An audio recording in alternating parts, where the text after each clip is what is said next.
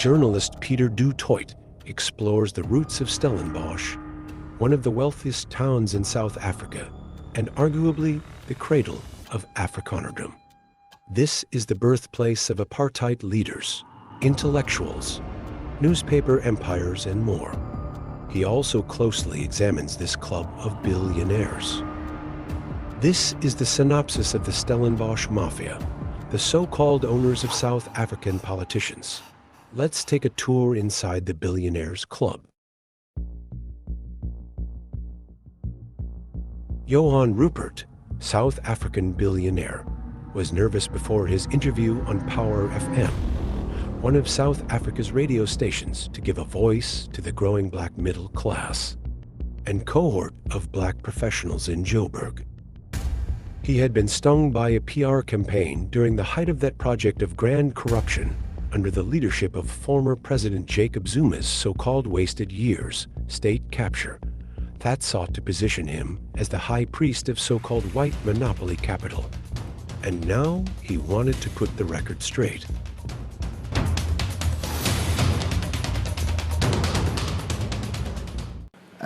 Yes, the epitome of white monopoly capital, the Stellenbosch Mafia,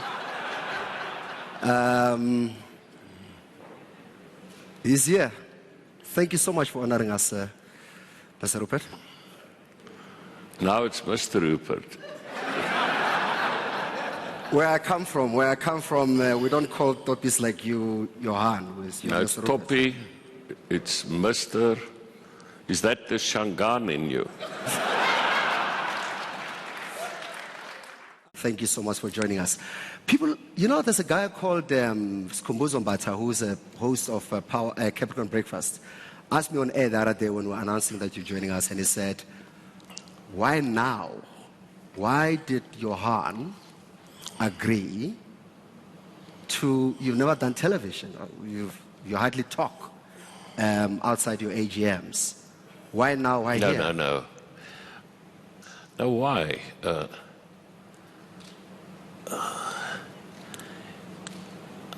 Don't you think it's high time that we as South Africans start talking to each other instead of shouting at one another?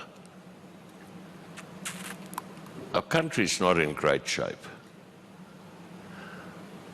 The rest of the world don't really care about us. If we don't talk and listen across the board, I'm not sure that, I'm sorry to say that we as South Africans can always rely upon politicians. Ordinary South Africans need to engage more. We've got common goals, we've got common ideals. Everybody worries about their children. And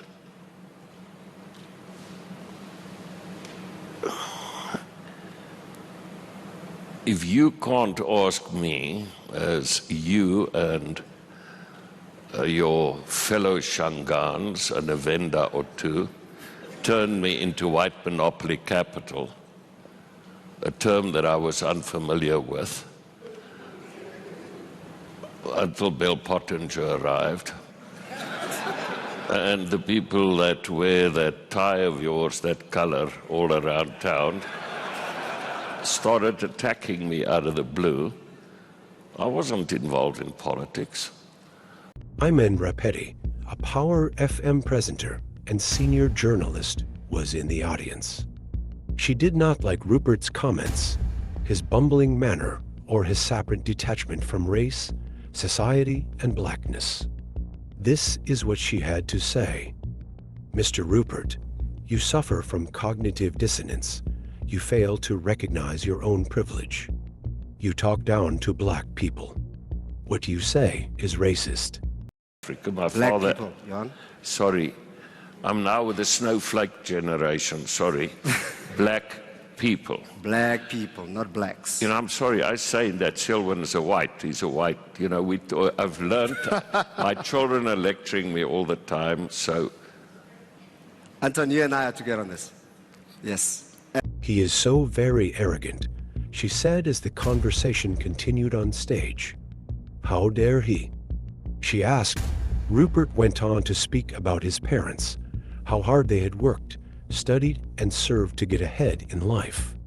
They wouldn't have hung around at taboo nightclubs, he said. I look at your generation and I don't see leadership, Rupert said. Most of the audience was laughing and enjoying Mr. Rupert's comments as he continued to insult black people.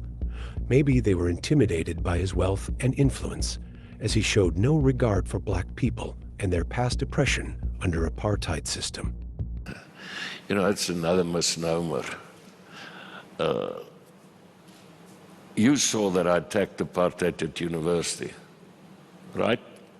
You saw the Cape Times article, I sent it to you. I got threatened by General Douglas Malema, that's common cause, people know that, with the eat squads. They shut our import permits for 10 months, the whole of Remgroves. So where does the story come from? We never did business with the government. In fact, if my father had immigrated, the shareholders would have done a lot better. Have a look at Remgrove's market cap versus Richmond's market cap. And we were boycotted overseas because of South Africa. So the choice is leave or stay. And then, and this is what really you talk about all the companies we've invested in. We could have taken the money out of the company, bought boats, whatever, but we did a series of partnerships. So the late Eric Malobi came to me, Kagiso. One by one, people came and we did partnerships with them. We didn't interfere in the management. And as for First Rand and Rand Merchant Bank, it was not started by Remgrove or by my father. I started it. We paid 177,000 Rand for 277,000 Rand for a banking license. And we competed against Volksgas. And we were tiny. As for Rembrandt, it was tiny in comparison to Philip Morris and to BAT. We're always the tiniest. So if you look at the facts, and it's a public company, as Anton said, it was on the stock exchange, and the pension funds, and the government employees' pension fund, they have transparency. So, you get opinions and you get facts. And I'd like to see how this narrative started developing. So somebody says to you, white monopoly capital. What does that do to you? Or Stellenbosch Mafia? Well, I asked you, what does it mean? Yes, I'm white. What does it do to you? I'm a white person, according to your,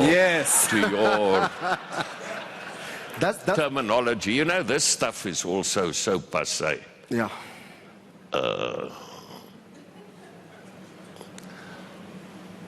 Hopefully our children's generation will get over this. Granted, then the economic disparities must be wiped out. I agree. Yeah, and we'll get there. We'll get there in time. Let's go. A white, yes. Monopoly, show me a monopoly we've ever had. Just one, please. If somebody could show me one monopoly. I've tried my best, but I've failed. Look at the monopolies in the country. Monopolies are called SAA, in Roots, Eskom. Have a look at monopolies, and then they call me a monopolist. So you're saying the state is the monopoly, not. I'm saying, you're saying that please monopoly define can't be private monopoly. hands. Define monopoly. In terms of capital, yes, I believe in the free market system. Until somebody can show me a socialist or a communist system that survived, if everybody had to be as good as Madiba or Mother Teresa, yes, then socialism could have worked. But people are not that giving. People are not that nice. People act in their self-interest. And therefore, I've not seen it work. So yes, I'm white, and yes, I believe in the free enterprise system. As for the monopolist, I don't know where they get that. And the Stellenbosch Mafia? You know, I never got that invite. I don't live in Stellenbosch. And if you had to know Stellenbosch, you had to know how the animosity that was in Stellenbosch. Was always. Well, I guess was because a lot of the people aren't around anymore. So wait, did he just throw a shade on what are they called? No, I didn't throw it. They not at all. What do you think about Steiner for a second? We'll proceed. Steiner. No, I'm not interested in discussing other people's problems. But what? Okay. No, it's all I'm saying is people who do know Stellenbosch know that, I mean, people acted in their own self-interest there as well. And remember, I was born in Stellenbosch, but after being in New York and here in Johannesburg, I chose to go and live in Somerset West. Why was that? There's a reason. Please share. I'm still Chancellor of the University, so I'd better keep quiet. Okay. So that's the University of Stellenbosch. We talk about the concept. So a picture goes like you, almost under your leadership, dark rooms, boys get together, mainly boys, and plot on how to keep the darkies out of action and how to control this country under either your stewardship or leadership somehow. That's essentially the concept of the Stellenbosch Mafia. Okay, now they have political power. We'll keep the economy amongst ourselves. And boys, nobody should know. That's the picture. You serious? Are you really serious? That's a picture. Do you believe in Father Christmas? Do you believe in Father? And you are the room leader. And you still believe in Father Christmas as well? And that Marilyn Monroe's living in my backyard. And that Elvis comes for Christmas. Are you serious, Given? So let's put it differently. Is there some silent, conniving exercise by leaders or successful, particularly Afrikaner business people, where they sit together in plot? There used to be the Broederbond. And my father was a member until 48, I think. I don't know, he never really discussed that. And then he felt things were going off the rails. And he felt uncomfortable being a part of a secret organization. I've never been a member of a secret organization, and I get concerned about the necessity of secrecy. So there's no organization. Are you kidding me? I mean, and on that I can talk for the others as well who are mentioned there. And why do we need, I mean, surely what I've tried to do in my life belies the fact that we want to keep the darkies down. Surely, if you look at how I've lived my life, that it's not correct. My black American friends in New York and America will find this incredibly funny. And your black African friends, how would they find it? Well, clearly you've told me that's what you think. Well, go and try and tell that to Michael Jordan or to you're a Formula One fan. Go and tell that to our current reigning wild. You heard the other day he was in the car with me, and Naomi Campbell called. And I had to tell you, he was going, is that Naomi? Isn't that? I just want to tell you, okay. Wait. Now, Johan. True. Now, you do not disclose boys' secrets in public. You know, I don't want to be funny, but they actually, we just have normal lives when we're together. And it's not this distrust. This is the reason why I think it's good to have a conversation. In fact, if you speak to the Treasury and the Reserve Bank, for very, very many years, our so-called family companies brought back more dividends than the rest of the Joburg Stock Exchange put together. Sure. I mean, these are now facts. And I think about, I mean, Yanni and them gave me the numbers. So what do you get? You stay loyal to the country, you create jobs, you pay tax. You know, I give my salary away. I thought the job is, if you're a good South African, that's what you do. In the rest of the world, people like that. So they say, please come to our country to create jobs. Please come to our country to pay proper salaries. Please come to our country to pay tax and then to give to nations. But you do all of your Reynolds, and particularly outside Richmond's interests, if there's a dividend coming out of Richmond, does it come straight to South Africa? Nothing stays in Geneva. And BAT. Ambassador Helen? And BAT, yes. Yeah, all of it come back to South Africa. Do you know the difference? Yeah. We're honored to have the Swiss ambassador here. In Switzerland, I got a letter of thank you from the taxman.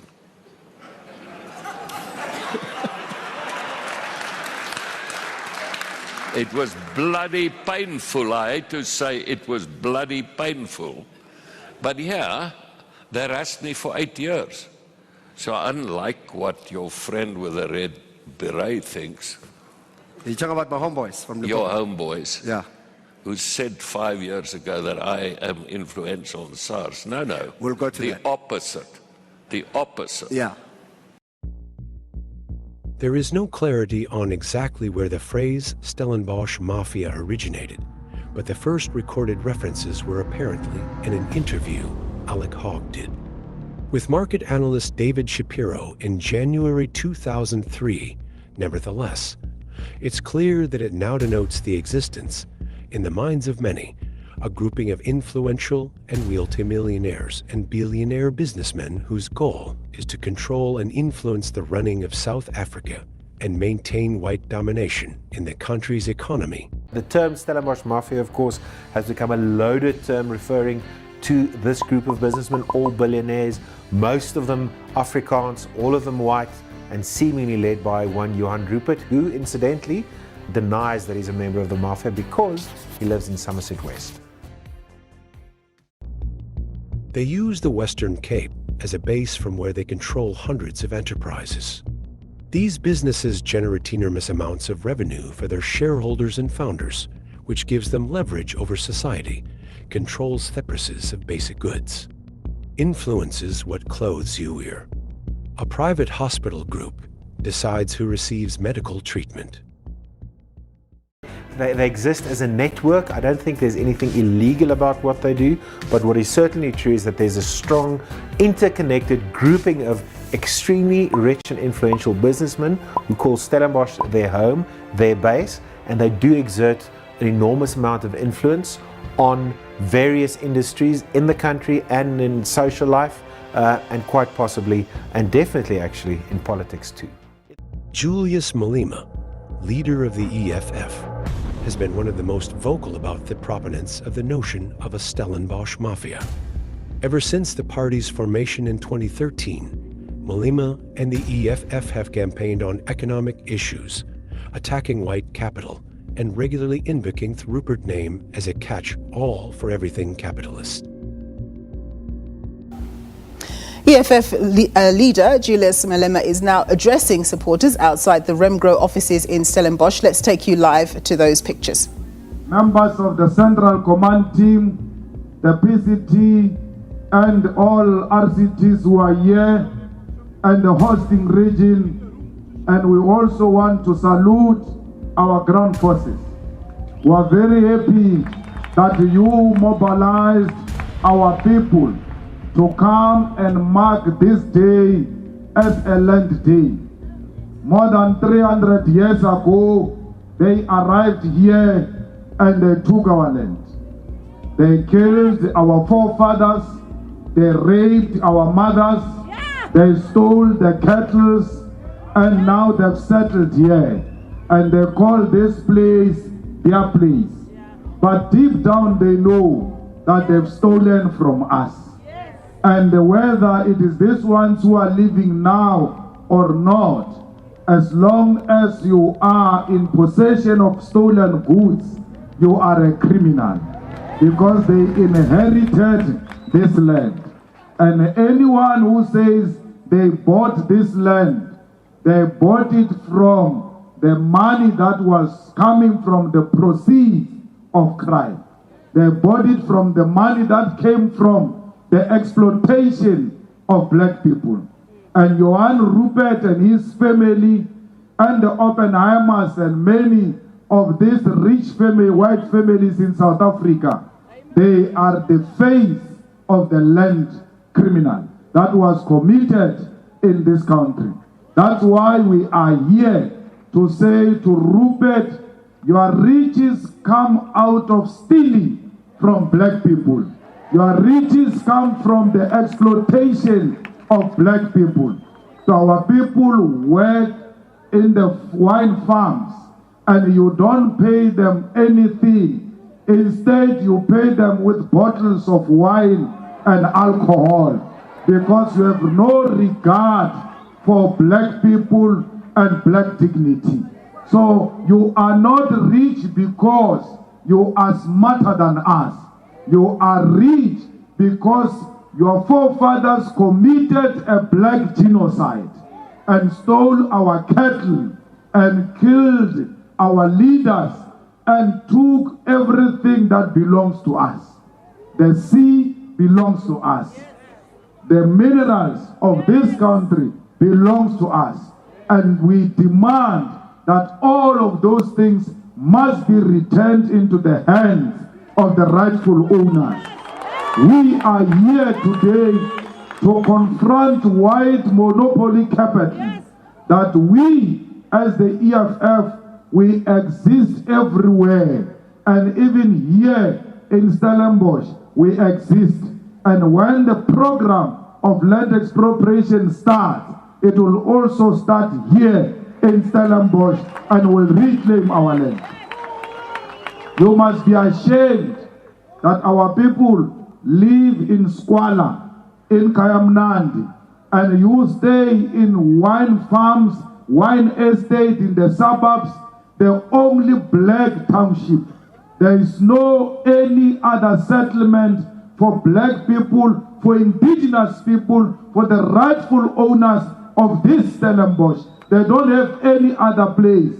They are squatting in Kayamnandi. You don't give them even a smallest piece of land so that they too can live comfortably like you. Now they are there, they are isolated. When you sell farms, you sell to each other. When a black person buys a farm, you refuse. If it's not a white person, you stop the transaction. We want the farms to be given to black people. You've got enough land, Rupert. Start releasing some of it voluntarily now, before the land revolution visits you. All those white people who have a lot of land, lot of properties, lot of wealth, please start sharing it with the people of South Africa, because they are losing their patience. This youth is here today during working hours in their numbers because they are not working and because they've got no land to work on. Our poverty is because of lack of ownership of land. That's why I always argue with South Africans that you are beating a Zimbabwean. That is not cause of your problem. He doesn't own the land. Your problem starts because you don't own the land. You must go to those who own the land. When you get the land, your problems are solved. Because their problems were solved when they came here, 6 April 1652, led by a gangster, a convicted criminal, John van Riebeck. They arrived here and stole our land. These are children of criminals. John van Riebeck was brought here as part of his punishment. He didn't come here because he was a good tourist who spotted a beautiful land. He's a thug, even where he comes from. He's a criminal. That's why he continued with his criminal activities by stealing our land and our cattle when they arrived here. So we want to make it a point that fighters, we remind them every year on the 6th of April that they must never forget that they are in possession of proceeds of crime, and that makes them criminals, and they must be reminded annually to return that which belongs to us. For as long as they have our land in their possession, we will never be friends. We are not Nelson Mandela of reconciliation. How can you reconcile with a person you have never been with before? We have to be together first and then go apart to come and reconcile. How can we reconcile when we have never been one? And we will never be one. What is the cause of the problem? You are in possession of stolen goods. How do I find a person who stole my car and say to this person, let's reconcile, but he's still keeping the car? I bring my car first. We will talk if I'm forgiving you or not. For as long as you are in possession of my stolen vehicle, we will never be friends. That's what makes us not to be friends. We coexist because we are children of peaceful warriors. We do not enjoy blood, but we are not scared of blood. The only thing we are scared of is of being defeated. When we fight to win. We don't want to lose. And when that day comes, we will emerge victorious. The reason we are not declaring war is not because we are cowards. We want a peaceful settlement of the land. Why? We are not our grandfathers and grandmothers. That treatment you gave to our grandparents, you will never give it to us. We know who we are. We know what we stand for. We know what we represent. And we represent the future. And that future is the land. There is no future in South Africa without the ownership of the land by the people of South Africa. Indigenous people of South Africa. Stop this thing of saying, no, it was the Khoi and we were all here. Where? In Africa. Yes. Africa is one. We are one thing. Don't say, yeah, there was this one or that one before. We were all here because we are the Khoi and the Khoi is us. Why do you want to divide us and make us as if we are two different nations? We are not from Europe. The Khoi are not from Europe. You are from Europe. That's why we always remind you that don't be too comfortable. You are on a stolen land. And this land, we demand it back. How can the rightful owners, so many years in Stellenbosch, we only have Kayamnandi. Only now, the EFF has now occupied the land and called it Azania. We want more of such occupation so that we take our land and allow our people to stay, but also to farm. We need to start working the land. We don't want the land to settle only. We want commercial land to own properties. We want commercial land to own the wine farms. We don't want a rotten land. We want a fertile land, because in any way we are the ones who are working this land now. There is no white man who works the land. They exploit our people. We are not lazy. Stop asking us, what are you going to do when you get the land? It's none of your business. It's our land. We will decide what we do with it. You found us here working the land. When you came here, you did not come with a cattle. There is no cattle here that which they say this cattle is originally from Netherlands. There's no such a cattle. All of it came from here. The most beautiful one is called Nguni. How can Nguni come from Netherlands? It's Nguni because it comes from here. You found us having cattle and working the land. Stop asking us stupid questions. We know you are challenged, you are fools, but don't expose yourself. This land, we've been working it before John van Riebeck arrived here. He found us working it, pushed us to the useless land, and took the most fertile land. We want to return to the fertile land. We want to return in the farms where our great-grandfathers and mothers are buried, because that's where we belong. So fighters, this is the beginning of the struggle of the land. The 6th of April is not only the day they murdered Solomon Mahlangu, it is also the day they arrived here and took our land. After taking the land, when they were commemorating the arrival of John van Riebeck on the 6th of April, they killed Solomon Mahlangu. They must be reminded that they killed Solomon Mahlangu. And who sanctioned the killing of Solomon Mahlangu? It was a judge, a white judge, presiding over what is called law. Law is not always just.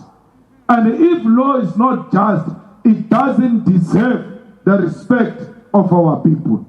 It was Solomon Mahlangu was not killed in Vlakplaas. He was killed in the cells because a white judge said he must be killed. A judge. He was not sanctioned by hit squad or gangsters. It was a judge from a bench that said Solomon Mahlangu, who fought for our freedom, must be killed on this day. And they must be reminded that they celebrated the killing of Solomon Mahlangu, a soldier of Mkhonto Wesizwe, who was fighting for our freedom. And for Solomon Mahlangu, like all of them, to rest in peace, there must be the return of the land. Solomon Mahlangu, Chris Hani, Winnie Mandela, Steve Biko, A.P. Mdam, Collins Majombozi, all of them, Robert Subukwe, they never fought for us to drive blue lights and stay in parliament. It is believed that the mafia is an example of corporate capture, not like state capture, but as representatives of capital. Such individuals seek to undermine the post-apartheid order under the leadership of the African National Congress. Using capital to pollute South African politics through funding a number of political parties to contest against Africa's oldest liberation movement in the African continent, ANC. These individuals are the most powerful people in the country, more powerful than the president. They control the means of production, in fact, the country's entire economy. During the 2024 general elections, the governing party, The African National Congress, ANC, went below 50% and lost its two-thirds majority to govern alone. South African politics changed for the worse, with no party with the upright majority, forcing the country to consider coalition government nationally. The ANC in the coming days will continue engagement with all parties as we move towards the steps to form the government of national unity. As has already been announced, the president will be inaugurated on the 19th of August 2024, and thereafter will announce an inclusive GNU cabinet. All these positive developments of the past 2 days have brought huge relief and a renewed sense of hope across the length and breadth of our beloved country, South Africa. We have demonstrated that we are ready to set aside our political differences, find innovative ways to work together in the interests of the people of our nation and our people as a whole. We will do more together, working with all political parties and listening to the people of South Africa through their formations in civil society and broadly, even through the media, about their interests and their criticism and constructive criticism of government. The Stellenbosch Mafia demonstrated their power and influence over the running of the country by influencing partnership between African National Congress and Democratic Alliance. The two opposed political parties joined forces to govern together, despite popular belief that the ANC should not work with the so-called racist Democratic Alliance. In order to give effect to this vision, the Democratic Alliance will now step up to contribute our unique track record of good, clean, and accountable governance to the national project. In terms of the agreement, the DA will assume various leadership roles in the National Cabinet, the National Assembly, the National Council of Provinces, and on parliamentary portfolio committees, broadly in proportion to our share of seats within the Government of National Unity. This arrangement ensures that the voices of DA voters will now be heard in all of the rooms where decisions are made about the future of our country. Thanks to the 3.5 million people who voted for us, the DA will no longer only be an opposition party at a national level. Instead, the DA now becomes the second biggest party inside a multi-party national government. This same model of inclusive and broadly proportional representation in the executive and legislative positions will also apply in the provinces of Gauteng and KwaZulu-Natal. It is difficult to overstate just how significant this moment is for the Democratic Alliance. After polling just 1.7% in the 1994 election, the DA's predecessor became the official opposition for the first time in 1999. And that same year, the party first entered provincial government as the junior partner in a coalition in the Western Cape. In 2006, the DA became a party of metropolitan government for the first time through a 7-party coalition in the city of Cape Town. In 2009, the DA first won the Western Cape outright, and in 2021, we won new municipalities across the country for the first time, while entering coalition governments in more metros. And now, on the 14th of June 2024, the DA is not only set to be a part of government in the 3 biggest provinces of the Western Cape, Gauteng and KwaZulu-Natal. Today, the DA becomes a party of national government. What was once unthinkable when the DA's predecessor secured only 1.7% of the vote in 1994 has now become a reality. The Stellenbosch Mafia spread fear among the nation that collusion with the leftist parties like the economic freedom fighters of Julius Malema will result in the collapse of the economy using words like the market will not support government of unity among the leftist political parties. The ruling party, the African National Congress, caved into the threats and intimidation of the so-called markets, who, by the way, are the Stellenbosch Mafia, who holds monopoly over the South African economy. Members of the so-called mafias have interests almost in the entire spectrum of the South African economy, and given the fact that the top 40 index represents almost 80 of listed shares on the Johannesburg Stock Exchange, they carry some clout. From media and technology to banking interests, healthcare, finance, consumables, and retail. The members of the so-called mafia continue to manage a diverse portfolio of money spinning interests. The end of black power has begun in South Africa, with so much power that the so-called mafia have over the economy. Now they are halfway into taking political power. The African National Congress has given them what they've always wanted, political power back in white hands. Through the Democratic Alliance,